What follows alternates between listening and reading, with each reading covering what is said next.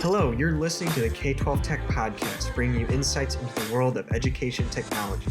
Stay tuned as we discuss the past, the present, and most importantly, the future of technology in our schools. Hello, and welcome back to the K-12 Tech Podcast. I'm your host, Mike Hotseller, with my co-host, Sean Cardwell from K-12 Tech. And then we have our special guest, Technology Integration Specialist, Michelle Manning, who is also a Google Certified Educator and a Google Certified Coach. Michelle, thank you for coming on. If you just want to maybe introduce yourself and kind of talk about your background. Sure. Well, thank you so much for having me. I'm very excited to be here. I've been working in education for 30 years, and I can't believe I'm saying that. I was a classroom teacher for over 26 years in my current district, and then I transitioned to be the technology integration specialist for my district, and this is my third year as the tech coach. My first year, I worked with the 650 secondary teachers across 5 buildings, and now I work with the elementary teachers, so I support 350 teachers throughout 7 buildings. And I absolutely love my job. It's great. So what kind of made you go into the tech integration role? I've always loved integrating the technology into the curriculum, getting away from the chalk and talk, the pencil and paper. So it was always a passion of mine. And then when my district posted this position, a lot of my colleagues reached out to me and said, Michelle, you're already doing this. You should apply. So I was nervous leaving the classroom, but I'm actually really excited because now I get to go into more classrooms and work with more teachers. So I get the best of both worlds. So it's really been exciting, and I've learned so much, and it's such a great feeling to be so helpful to my colleagues. And you came in like kind of middle of the pandemic, correct? Literally, yes. So what were some challenges you faced there? I know obviously the pandemic was a big change for all of us. Right. Well, the biggest problem, for me as a tech coach, excuse me, was because I started when we went back that September. My district was hybrid. So students were in person and half their class were at home, and then they switched midweek. So when I started my position, I ended up being more tech support, how to do Google Meets, how to share your screen, how to do videos, because those are things we had never done before. We were completely asynchronous when we went into lockdown at first. So teachers really saw me as tech support, and that's what they needed. So I was whatever they needed, whenever they needed it. And Google was constantly changing and updating, so I was always sending out the alerts. Well, now Meet can do this. Now Meet gives you attendance. And so I presented myself as more tech support. It wasn't until much later in the year where teachers said to me, well, I used to do this lesson where the students were walking around the room, but now they can't. Or my students used to manipulate this, but now they can't. So how can we create these lessons digitally? So it took a while to make the transition. And I'm still struggling with that, where I'm not necessarily tech support. You know, you bring me the curriculum, I'll bring you the technology, and let's work it out together. Let me come in and co-teach. Let me be part of the lesson with you, not just tech support. So because that's when I started, that's how people saw me, since it was a new role. So I'm starting to see the shift. I'm hopeful. Well, kind of now that we're out of the pandemic, Lord willing, has there been any not any drawback or any hesitancy for teachers that weren't used to technology, had to use it? Are they trying to get away from it? And how are you facing that? Yeah, unfortunately, because the teachers were forced to use it and it was more survival mode, they aren't really seeing the benefits of what it could have to offer now. They want to go old school. They're kind of done with the technology.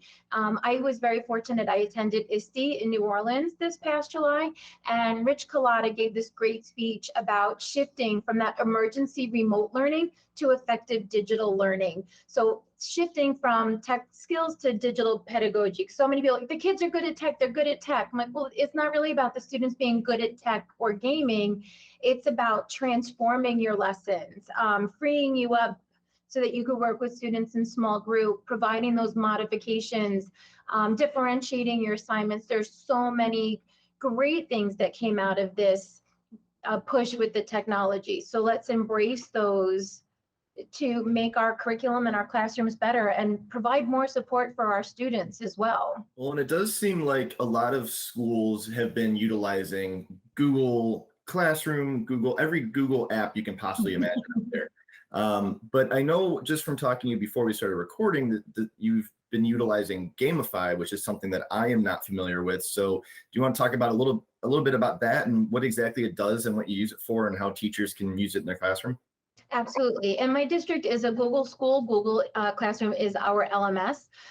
But what I did to sort of break up the lessons, and again, transitioning from pencil and paper and using that technology to make the lessons better. So pre-pandemic, pre-Google Slides, you would hand out a worksheet, whether it was a review sheet, say for a test or a quiz, or students are practicing their times tables. There was this great expression, practice doesn't make perfect, practice makes permanent. So old school, students would complete that entire worksheet and they may have practiced the whole thing wrong. And then by the time the teacher collects it, grades it, and gives it back, and here's hoping that the student actually looks at the feedback that the teacher dedicated his or her time to give. That doesn't happen. It goes in the folder. Or my favorite was when the one student threw it out in the garbage right in front of me. I'm like, could you at least get to the hallway garbage can before throwing that out? So the students aren't getting that immediate feedback. So what I did was I took those multiple choice questions and put them in Google Slides. And I've created dozens of them, and I'm happy to share the link with my templates and some samples that I've done. So whether it was seasonal or content related, I would decorate the Google Slides with the theme, and then the students would answer the question. And I started calling them escape rooms, but then I changed it to riddle rooms. So on the first slide, I would ask them a riddle, and as they got the right answer, they would be directed to the slide that gave them the next letter for the riddle. But here's the part that I loved about gamifying that I thought was so helpful, that when they got the answer incorrect, it brought them to a slide that told them they were wrong. So they got that immediate feedback so that they weren't practicing it wrong again and again. And then they were directed to go back and try again. And on that, I hate to say you're wrong, but on the you're wrong slide, the teacher could embed support, give them a clue. So if it's long division, remind them what the first step of long division is. Or if it's world languages, put the translations there. I just did one for map skills. So put the map so they can look at the reference, because the goal is for them to learn the content. And if they keep getting it wrong, they're not learning anything.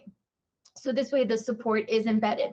Students could work at their own pace. If the hope that the teacher's going over it as a whole class, students can fall behind, or if they get up to use the restroom. So now students can self-pace if they need to read the question more slowly, or again, embedding that support, teachers can embed audio to read it to the students who maybe are struggling. So you can take out the reading obstacles, take out the writing obstacles so that they can focus on the content, assuming it's not a reading or writing lesson.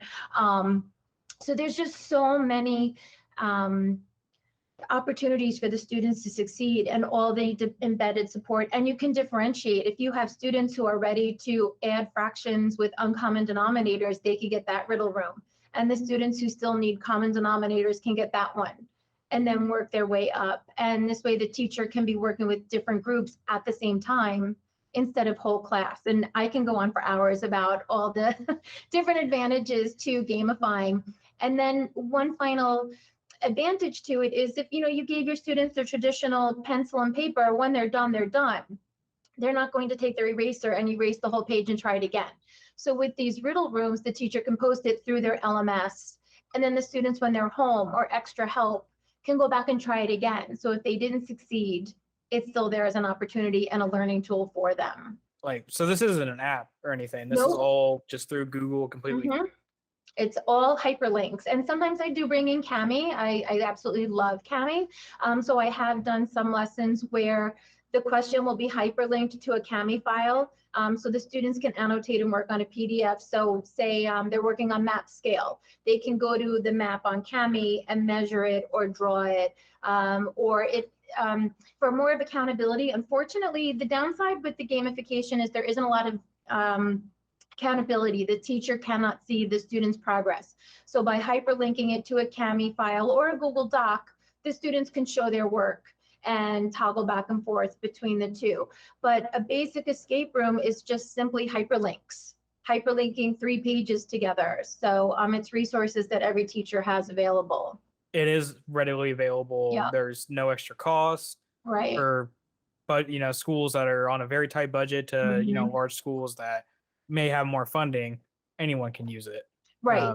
I think that's the big thing that that I really like, and I think a lot of schools are going to like. Right. And everybody has access to the Google Slides, and once you make your one template, you could just keep changing your backgrounds and you have it set. So it's not recreating the wheel every single time. And once you do it once with the students and they're familiar with it, they're always so excited to see the different themes. I've gone throughout the year, football season, fall, Thanksgiving. I try to keep it non-denomination. Do you want to build a snowman? So instead of a riddle, they built the snowman. As they got the right answers, the snowman was built, and then they could draw it on their own. So they had their own snowman. So there's lots of different ways you can change it up. And I had referenced using it as review, but a teacher could also use it to flip their classroom.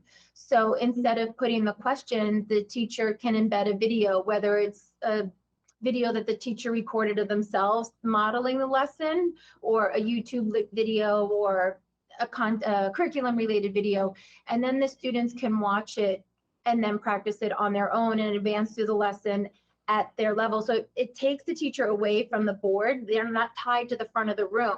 So the teacher can circulate and work in small groups or differentiate, or this is a great activity for centers or stations.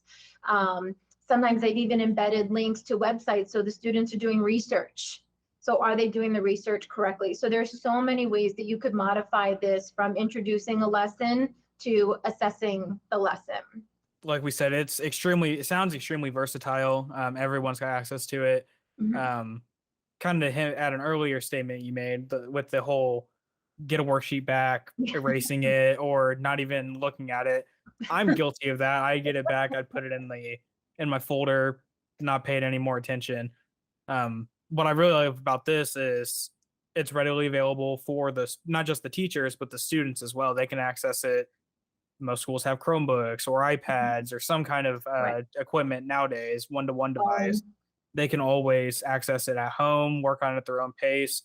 I mean, that was a big thing for me when I was in school. I had a lot of classes that were kind of a work at your own pace. And it really wasn't much accountability, kind of like you were saying, on the teacher wasn't really able to see how far I was doing, besides just when I took exams. And for me, that worked. I like being accountable for my own grades rather than if you fall behind, you fall behind. That's the big difference there. So I really do think this is truly a great idea, and it's very creative as well. Before they get too far along, sometimes it could take teachers days to return their work, and now you're 3 more lessons into the content, and now they're 3 days behind, where day 1, hopefully that student is reflecting and, gosh, I'm getting a lot of these wrong. Hopefully they'll go to extra help, and they'll reflect on that and take some more ownership of their education and be accountable to themselves too before it gets too late. Yeah, and extra help, like you were saying, I mean, with pen and paper, that was coming in early in the morning or staying late after school. It had to work with the student schedule, but also the teachers. With this, you can have video links. If they get an answer wrong, it takes them to a video. Hey, here's how you do it. Sure, it could have taken the teacher a little bit of time to make that video, or most of the stuff's on YouTube nowadays. They can just find a video, put it there, and call it a day. Once. If you're a secondary teacher, you're often teaching the same class 3, 4, 5 times a day. So instead of repeating yourself 3, 4, 5 times a day, just take your prep period and record it once, and then the students can watch it, and then that frees you up from repeating yourself, so you can provide that individualized support walking around the room. And of course, not every day. There is a place for pen and paper, don't get me wrong, and there is a time for whole class discussions and teacher directed lessons, but this is a nice alternative, another opportunity. It doesn't need to be the sole way you teach your class either. You can mix it in with the board to the students. You could do days where this is what you're doing. I saw you mention flipped classroom. That's a term I heard a lot when I was in school, and I've heard a lot on this podcast. So maybe kind of go into how would somebody use this to do that flipped classroom model. So instead of the teacher presenting the lesson 5 times, the teacher could record themselves doing the introduction or explaining the content. And what's nice too is you can then chunk it up. So instead of teaching your 20, 30, 40-minute lesson where the students are taking notes and trying to keep up, you can chunk it into smaller pieces. And the nice opportunity for that is, again, if a student is struggling to pay attention, or a student is in the back of the room and there are distractions, they can't hear, they can't see, having the introduction lesson on the Chromebook in front of them, or their device in front of them with headphones, they can rewind it if they couldn't hear what the teacher said. A lot of children are embarrassed to raise their hand and ask a question. I remember in 11th grade, I asked a sincere question and the whole class busted out laughing. And 35 years later, I still don't know why they laughed. So, and I never raised my hand again. So this provides a nice opportunity for students to, again, I know we keep saying get that support, but if they're embarrassed to raise their hand and ask a question, they don't have to. They can rewind the video, if they were distracted. So the teacher, instead of doing that whole class instruction, would record it and put it in the game. And then if the student got the answer right, can proceed to the next step, watch the next video, and move along at their pace. And again, since the teacher's now not tied to the board, doing that instruction, or flipping it where it's their homework to watch the video and it's their homework to just answer the questions. And then when they come in the next day, it's practice. So the teacher is assessing and monitoring their understanding. So instead of doing the practice at home with no support, do the practice in school when you have the teacher support. Let's just say a teacher used this for a homework assignment and sends the kid home with the assignment to do the game or build a snowman, whatever it is. Is there a way to make sure they're actually doing it? Because I thought you said something about like it's hard to monitor what they're actually doing within the game. Right. And they could always just ask their friend or Google the answer to the riddle. So a lot of times what I did was hyperlinked a Google form. So as the students were going, they were answering the correct answer in the Google form. So this way they're not just clicking. They have to see what the right answer is and then answer the correct answer on the Google form. And then the teacher would have the students' responses on the Google form. Or again, linking Kami or a Google Doc so that they could see the students' work, whether it's math skills or math where they have to show all their work, having those hyperlinks embedded to outside programs, Google Docs, which is also part of the Google for Education, so they don't have to have that separate program. So there are ways that you could have that accountability piece. So they're not just clicking through the game. And you hopefully explain to the students this is here to help you and you're only shortchanging yourself. But we all know, and we have bad days too. I don't feel like doing it today. So we go through it.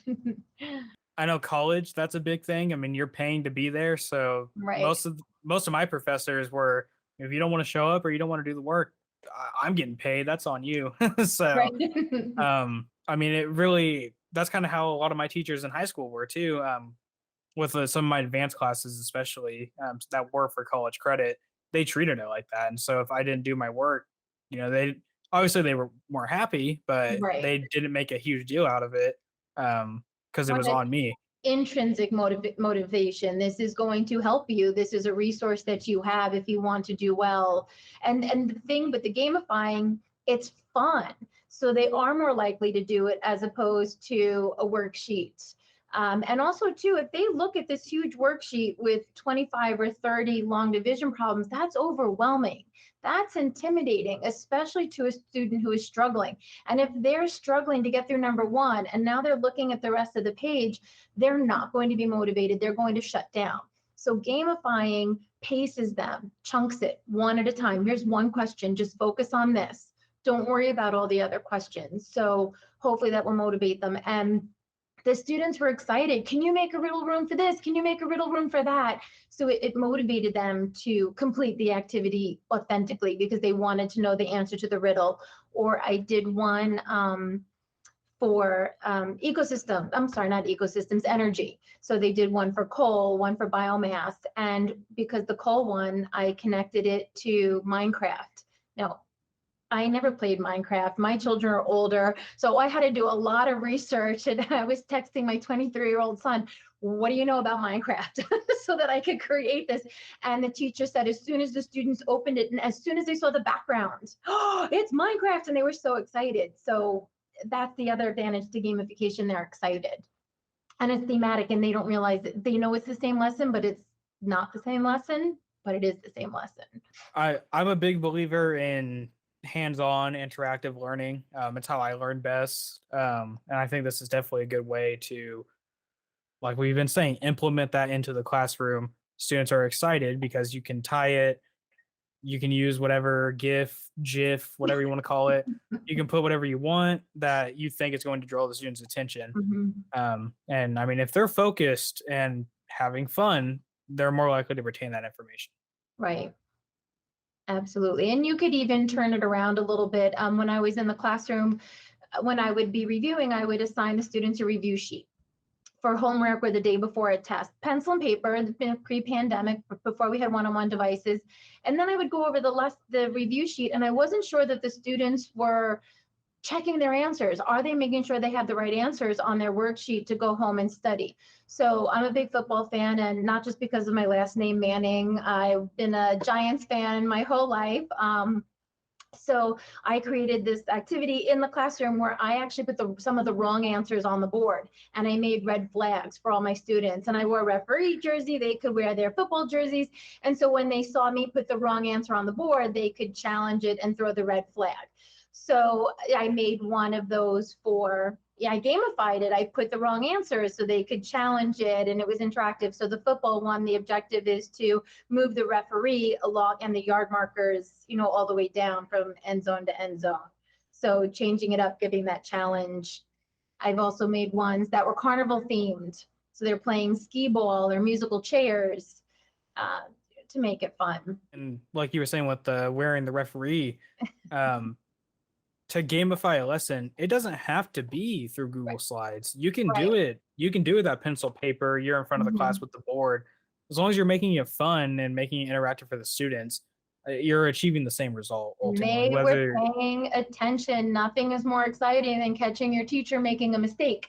So, and they loved to throw things at me. I told them, if you hit me, you're losing 5 points on your test. Okay. So like, you throw the flag to the ground, don't throw it at the teacher.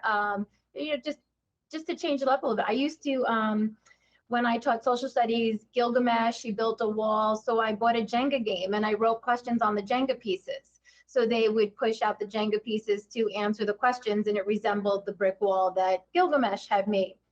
But during the pandemic, they couldn't touch Jenga pieces. So I made a digital Jenga to interactive. But then you also have the two opportunities. It's nice to provide students with the options. I don't want to get into blended learning too much, but some students love the pencil and paper or the physical Jenga. Some students love the digital. If they have visual issues or if they have reading, writing obstacles, we can use the technology to remove that obstacle, because the end game, not to get, no pun intended, the end game is to learn the content. So you have all these different resources that are available now. So let's not shy away from that technology that overwhelmed us during the pandemic. Let's take what was good from it and provide more opportunities for our students to succeed. And that's what I love about my job, is creating those opportunities for the teachers, because they're so overwhelmed. They don't have time to create it digitally. So they'll send me their worksheet, and I love to sit and create the digital lessons for them. So that's my goal for this year, is to get into more classrooms and do more of the co-teaching, or sit at one of their centers to integrate the technology, because it's a lot. Teachers don't have the time for that. So that's what I'm here for. Kind of continuing in that direction, I guess that's more on the IT side. And so that's kind of where I wanted to go next, was as a tech integration person or a technology director, how do you, obviously you just kind of mentioned it, but how would that position assist the teachers with this gamification and using technology to help supplement their lessons? The way I organized it last year was every Monday I sent out a Google form to the teachers, and they could sign up. And I had the questions, whether it was content-based or tool-based. Do you want to learn the tool, or do you want to, listen, I have this lesson, I don't know what to do with it. And then I would meet with the teacher either via Google Meet or in person. So what I'm using this year is the new calendar update. So I just share my calendar and with the new appointment slots. So they just pick a time and they let me know whether I'm going to go into the classroom or we're going to do a Google Meet. They could also attach to the Google form the lesson that they're working on. So basically, because I support 7 buildings, I can't be in every building every day or even in a week. and my office is actually in an 8th building. So I missed out on that walking through the hallway. Hey, Michelle, can you help me with this? So I really have to cast a wide net. So in addition to sending out my calendar and hoping they'll sign up, I also have a Google Classroom that all of the teachers are in. So as I make these templates, I post them in the Google Classroom. So hopefully it'll plant some seeds. So either teachers can take that template and input the content because it's already done, or if the teachers aren't at that level with the technology, they can send me the content and I'll create it for them. So whatever level, whatever comfort level they're at, or even their time frame, they know the technology, they just don't have the time. I'm available for all the different levels of support, whatever they need. So I try to be very versatile in what they need and how they need it, and more are starting to come to me with the content, and that's my goal. I can see other schools implementing that as well. Obviously, I don't know how large your district is or how large your tech staff is, anything like that. But obviously, if it's, just you, that could put a lot of time on your plate. Other districts have multiple people they could assign to maybe even they're the person that does that. So there's all different ways that you can implement this and, help your staff, because that's the goal for everyone that works in education, whether it is on the tech side or the actual education side. Is we're here for the students. We want to make sure they're succeeding as much as they can, whatever tools they need and whatever we can do on our end to help them. So Right. we've kind of talked about how you're helping your teachers and just your educators in general with this gamification. What are some pieces of advice you would have for people that are kind of in the similar role, or maybe you just want to start gamifying their lessons? Well, twofold question. As far as a tech coach, my advice to them would be make those personal connections, find the people that you know. So I noticed that the big turning point for me last year was when one of our STEM coaches reached out to me and she said, Michelle, we have this lesson and it's just so boring. The students watch a video and they take notes. Can you make this fun? So I thought, okay, no pressure. So I created, that was actually the goal, the Cole lesson that I had mentioned earlier. And it taught the students how to do research. It was just, the students had so much fun with it. But that got me into one classroom. So because I worked with the STEM coach 28 years ago, we did staff development together 28 years ago in our beginning of our careers together. Then our careers went different paths, but then they came back together. So that relationship with her created this lesson. Then she got me into one classroom. And then the other teachers were like, wow, that's really great. Will you come into my classroom? And then I sent it to the STEM coach in the other building. And it was that beautiful ripple effect, that pebble in the pond. So finding those relationships. So then when I started to seeing how it was my personal relationships that really turnkey my role as an ed tech coach, I reached out to my colleagues that I started with. One of my bridesmaids from, a long time ago, I reached out to her. I said, hey, Janet, let's get together again. Like, we used to teach next door to each other. And again, our paths went different directions. Like, let's come back together. Let's co-teach. So, and they invited me into their rooms. And then their colleagues on their grade levels saw. So my advice to the ed tech coaches is find those relationships and really work those relationships. As far as teachers that are interested in gamifying, I'm absolutely more than welcome to share the links to my templates and my resources. So starting small with some of, maybe using one of the ones that are already done, and then using one of the templates, and then from there trying to create your own. So baby steps, what you are ready for when you're ready for it. Because if you're overwhelmed, it won't work.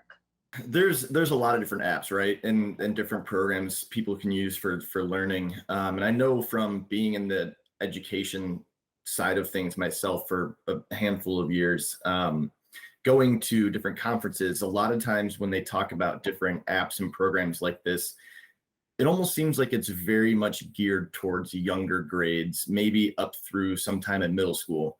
And coming from a high school,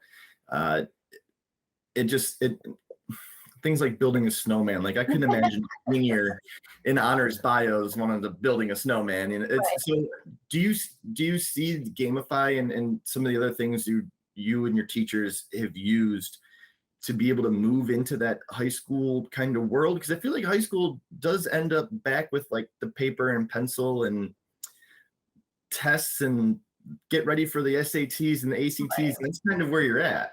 Right. I've actually had high school teachers use my templates. I actually, one world language teacher had her observation coming up, and she created a riddle room for her students. The whole thing was in Italian, which was fun for me trying to create because I had no idea what the right answers were, what the wrong answers were. And I told them, like, make sure the hyperlinks are correct because I had no idea what I was reading.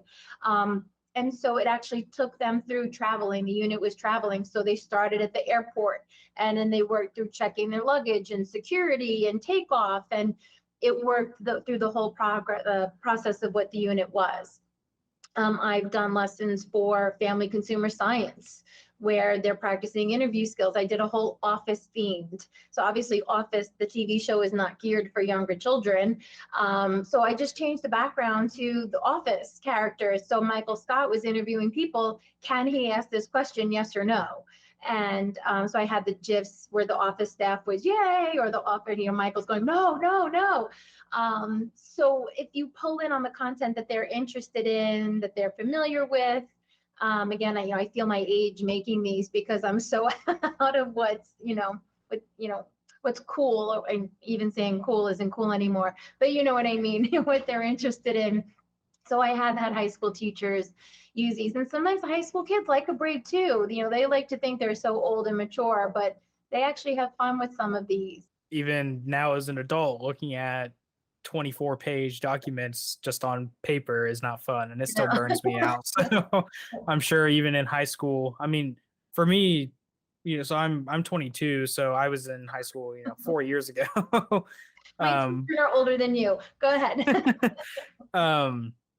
And so with that, when I was in my freshman year was when my school district first got Chromebooks. And I was actually one of 2 testing classes that got them. And so I really was in that, transition period where teachers had no idea how to use these things. The students didn't know how to use them. And so seeing so for me, it was kind of opposite, where I was in high school, we just got the technology. And so that's what we were using because it was new shiny thing. They wanted us to use it. Versus, students nowadays, they've had Chromebooks, a lot of them, the majority of their entire school career at this point. And so going back to that pen and paper, it can just be, completely different, and switching between the two, I'm sure, is not good either. So put the ownership on the student. Give the students the template, the blank riddle room, and have them enter the questions and the answers. Let them learn the hyperlinking. So again, it's not just playing the game. Let them learn those technology skills.